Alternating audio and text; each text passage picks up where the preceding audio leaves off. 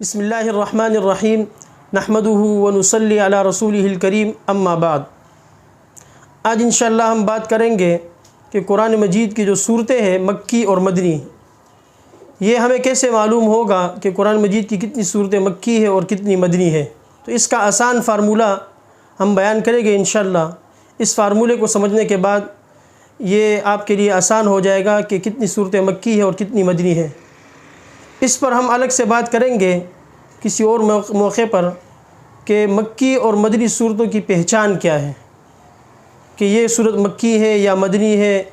اس کے حوالے سے جو مفسرین نے جو اقوال ذکر کیے ہیں یا جو اس حوالے سے جو بھی معلومات ہیں، انشاءاللہ اس پر ہم الگ سے گفتگو کریں گے کہ ان کی پہچان کا طریقہ کار کیا ہے۔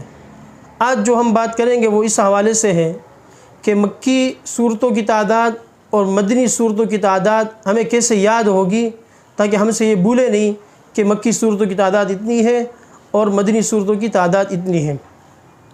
تو اس کے حوالے سے ایک فارمولہ ہے، یعنی ایک طریقہ کار ہے، وہ اس طرح ہے کہ قرآن مجید کی جو سورت نمبر 2 ہے سورہ فاتحہ کے بعد، سورۃ البقرہ، سورۃ البقرہ کی جو کل آیتوں کی تعداد ہے وہ ہے 286۔ تو اب اس فارمولے کا طریقہ کار یہ ہے کہ 286 آیتیں یہ پہلے ذہن نشین کر لیجئے گا کہ اس صورت میں کل 286 آیات ہیں۔ اب 286 آیات سے اگر آپ شروع سے 2 نکال لیتے ہو تو یہ بچ جاتی ہے 86۔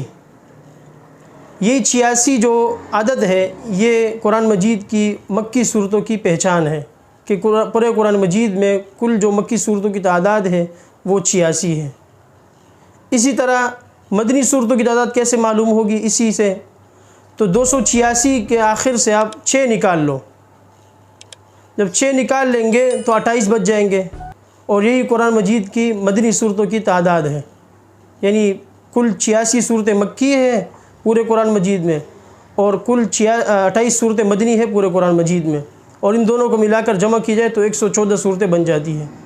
تو یہ فارمولہ ہے کہ اس کو اگر ذہن نشین کر لے کہ سورہ بقرہ میں 286 آیتیں ہیں، شروع سے 2 ہٹا دے تو 86 بن جائے گا، یہ مکی صورتوں کی تعداد ہے، اور آخر سے اگر 6 ہٹا دو اور شروع میں 2 وہی لگا دو، برقرار رکھا جائے تو پھر 28 صورتیں جو مدنی صورتوں کی تعداد ہیں۔ وآخر دعوانا ان الحمد للہ رب العالمین۔